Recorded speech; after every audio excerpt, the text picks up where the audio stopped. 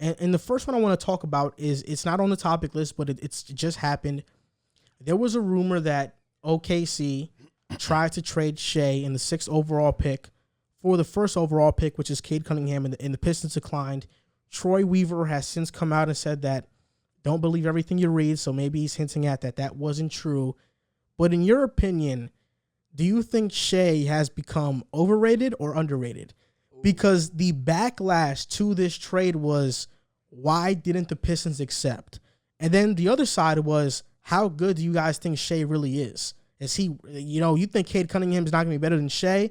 People think, a lot of people think Shai is getting overrated now. So where do you stand on this debate? Is Shai getting overrated or underrated? I think, I did some research on this. I was looking at Oklahoma City's team as a whole this year, and I was looking at the type of spacing they had and the type of, players that they had and how much Shai had to really work for himself. Shai is one of the best ISO scorers in the NBA. He's one of the best creators in the NBA. He had one of the worst spacings in the NBA. He's one of the most efficient guys in the isolation, in one-on-one situations. I think for Detroit, it's dumb if this trade did happen. If they didn't accept it, it's dumb. You're getting a 6th pick, which could possibly be another star, and you're getting SGA, who has proven no matter the situation, no matter the location, he's going to do what's SGA do. He's a scorer. He's a playmaker. He's a solid defender. This is a guy who, in a winning situation out in L.A., he played his role well as a rookie. And then with Chris Paul, he played his role as a second guy. So I think that was dumb if it did happen, they didn't accept it. But I think he's definitely being underrated in the NBA. I think, like Riv said, if the Pistons got offered this, they should have taken it and run, because at 6, in this draft specifically, there is so much talent at the top. They could have gotten a potential star at 6, and Shai has proven that he can be, I think, an all-star type talent in the league, and that's something that nobody in the draft can say they've done. I think he's perfectly rated, and I know that that's like kind of a corny thing to say, but I think where people consider him to be at, which is a blossoming young star, I think that's exactly what he is, and I think people like to get into the overrated, underrated talk, and the pendulum swings, and it'll go back and forth forever. But I think where people consider him right now is exactly what he is. That's a great answer, and I actually disagree. I didn't give a great answer. In the fact that if the Pistons were offered this trade, I would have declined it as well. And if they did decline it, I agree with the decision, because when I look at Cade, I view an MVP. I see an MVP caliber player. I see a top 10, top 5 player. I think Shai at his best is going to peak like top 20, top 15. Do you think Shai can become better than Donovan Mitchell or Devin Booker? If you don't think so, you don't think he can be a top 10 player in the league? I don't want to say nothing, and I look stupid. So you're the type of GM that just goes on the big, I'm just gonna prey on his potential. That's what type of GM. I think it took Shai. Sorry to cut you off. It took Shai until his 3rd season to crack 20 points per game. Okay. Add context to that. Cade in his rookie year will average 20 points, 5 rebounds, and 5 assists. He got drafted to the no Pistons. doubt about it. Shai got drafted to the Clippers, and he was behind Lou Will, Pat Bevan. And his second year, he averaged 17 with Chris Paul and a good team. I'm just saying. So wait, Cade from day one is going to be that's fair in the All-Star conversation. That's fair. So you don't. I'm not sure about Shai. I think Shai is look. He's a blossoming star. You're absolutely right. I think he's actually perfectly rated as well. I don't think he's underrated, depending on who you ask. Because some people think Jamal Murray's better than Shai. Playoff Jamal Murray is, no doubt about it. Playoff Jamal Murray is just a superstar in general. Yeah, but we go consistency all year. So I mean, you could say that, but Shai only played 35 games. He got hurt. But I'll be honest, in those 35 games, OKC went 16-19, and without him, they went 6-31. So he impacts winning, and he's efficient. So those aren't garbage stats. I love Shai's game, but I don't know if I could trade Cade Cunningham. Wait, you know what? I'll say for Detroit, I might rescind what I said, because Detroit needs an MVP, like you said, and I don't know that Shai will become that.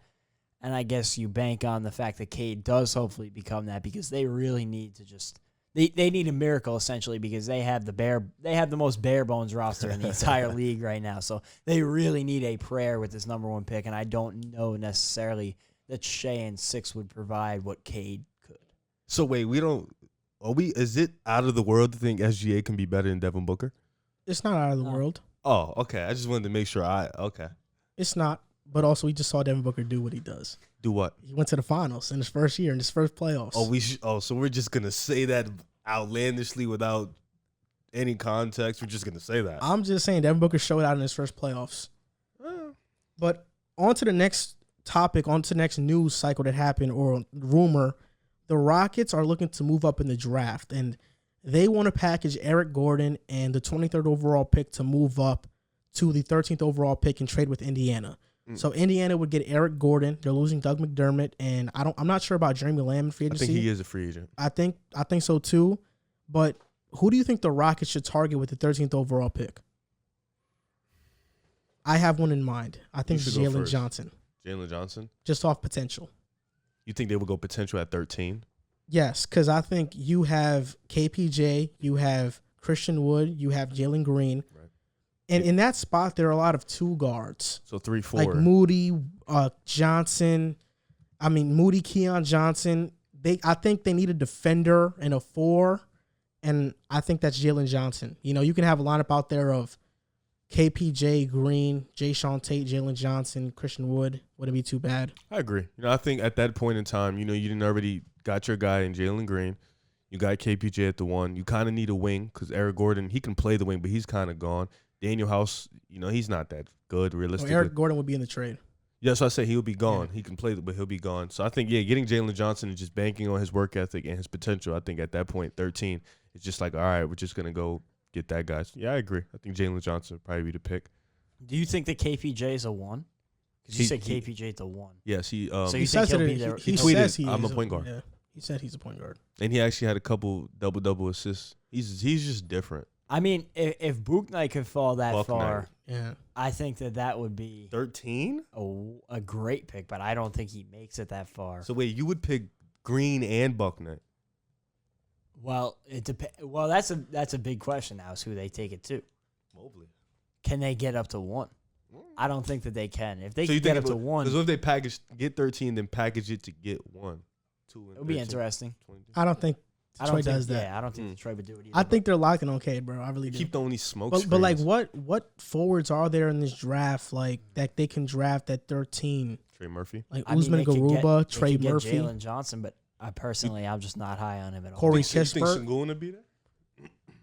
I think Sengun would be there, but do you want to have Christian Wood and Sengun? I don't think so.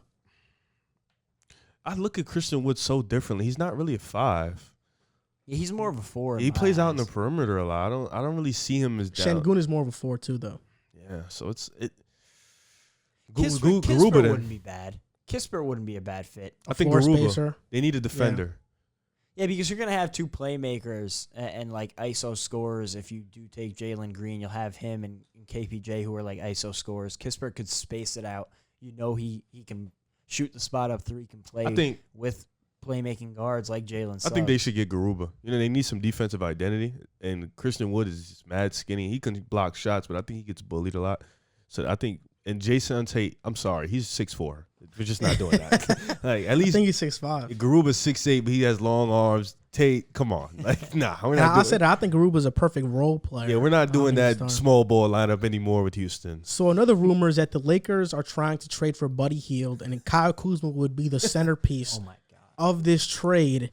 And honestly, I'm not sure if Sacramento would do it. I think if they do trade Hield for Kuzma and like a pick, they would kind of be crazy because I think Hield is a very good player.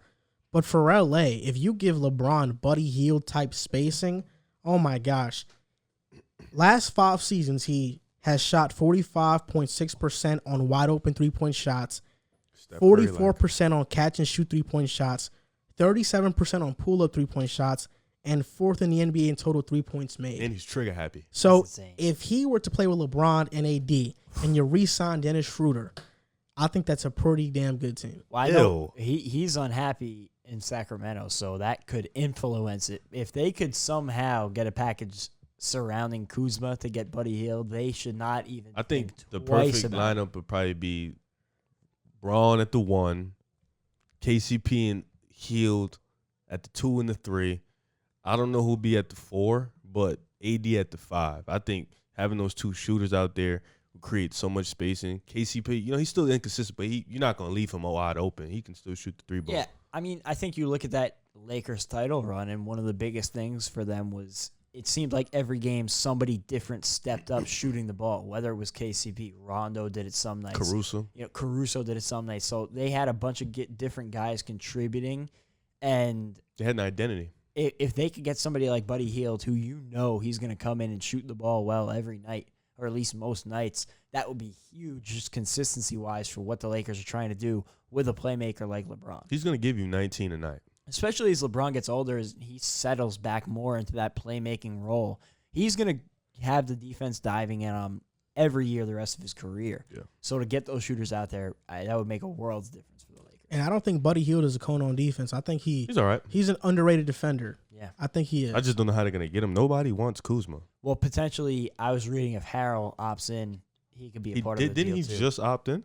Did he? I'm not even sure. I'm not sure. I haven't. If he did, I've read that he could be in the package. Poop. Which, I mean, it would be personally. I still wouldn't accept that if I was the Kings. But they'll be free agents, so it's just filling up cap space at this point for Sacramento, even though nobody go there. Yeah. And this other news that came out is that it just popped up on my phone that the Pelicans are going to heavily pursue Kyle Lowry. And they're going to throw a lot of money at him because they think he can have a similar role to what Chris Paul had to Phoenix. And that's not the only team that wants Lowry. The Lakers, the Mavericks, the Sixers, the Heat are all expected to pursue Lowry. The Clippers. What team do you think is the best destination for him? I would have said the Clippers if Kawhi was playing. But since he's not playing, I think LA poses the best chance for him to win, just for him to win. I don't think Miami with Kyle Lowry is going to get past the Nets if they're healthy, or even the Bucks. I think with LA being as if the Clippers are probably down for the count, the Warriors, we don't know what Clay's defense is going to look like. Phoenix is going to still be at the top. But Chris Paul, we don't know what his situation is like. Denver, you can beat Denver. I think Kyle Lowry puts LA right back at the top of the mountain, and I think that puts him at the best chance to win a championship. I also would have said the Mavericks if Kawhi was healthy. He could have been that playmaker that they've seemingly been looking for. You said the Mavericks. I mean, I also would have said the Clippers if Kawhi was healthy. He would have been that playmaker that they've been looking for 2 years now and haven't found. I do like the fit with the Mavericks. It would give another ball handler to take a little bit of the load off Luka handling the ball, and he's also a good defender. And that's been one of the biggest problems for the Mavericks is finding those defenders, especially on guards. So could be a good fit in Dallas, but I don't know if he makes that big of a difference for any of these teams. It's crazy because he's dead old and he still plays at a really high level. For me, man, I like the Pelicans a lot because of Zion, of Ingram, Jonas now, Lowry. If with that 17th pick they can get a Chris Duarte, I mean, how many games would a Lowry, Duarte, Ingram, Zion, Valanciunas starting lineup win? I think that's 48 wins. But where would it really realistically put them? I agree, but I think right now the next step for the Pelicans is to make the playoffs and give Zion that experience. And I think Willie Green is going to be a really good coach. I'm really high on Willie Green. But, man, I just love this fit with Dallas. I do. I think Luka with Lowry, man, that's good. That's a good duo. I really like that a lot. And I think we've just seen what we've seen from Luka. If you add a guy like Lowry who can take some of the pressure off of Luka and bring in that defensive leadership and a winning mindset, that can take the Mavericks from a first-round team to a Western Conference Finals team. Yeah, I think Lowry's that big of a deal for Dallas if he goes. And I think it sounds a little corny, but I think that championship experience is one of the biggest things he would bring to any of these teams because that mindset in a locker room means a lot more than people realize it does from the outside. And he's one of the few champions that were impact players on a championship team over the past 5 years that will be available over this free agency and the season moving ahead. Yeah, I mean, like Dallas sounds good, but I just think if he wants to win, what better places to win it with LeBron, you know? And not to mention, bringing in Kyle Lowry could bring in maybe a DeMar DeRozan. They are best friends, you know, so that could be another guy. He would have to take a pay cut if he went to I think he Lakers. would. I mean, I was watching Shannon Sharp and him interview, and basically his number one mindset is he just wants to win. He could care less about the money. He just wants to win. Money. Yeah. He's at this point in his life, he just wants to win. So I wonder what it feels like in that position. you Because just make so much money. He's yeah, probably made, because what, $100 million At least. plus in NBA even if you contract make money? that much money, to take a pay cut from potentially $25 million to Like a five. $10 million a year contract, a $15 million difference is a lot of money. A lot of money. Hope he has a good financial advisor. Yeah, I mean, I'm thinking of what I would do with $1 million. Imagine having $15 million in the bank. That's crazy. I would not have the integrity to do Well, that. I was watching an interview about him. He was talking about how he lived in Toronto. So like when he first got drafted, and all his buddies got drafted to like USA, and they all went to parties. And when he got drafted, there was no other rookies. So he was kind of like with older guys. So he just stayed in the gym nonstop. He didn't really go out, spend money in the party. And so he actually has a lot of money from like his rookie deals and his first couple deals saved up. So that's probably why he Doesn't look chilling. like a high profile type of guy. He be chilling. Yeah. Somebody asked him who the best player is in the league. He said me, and me. Dude's delusional.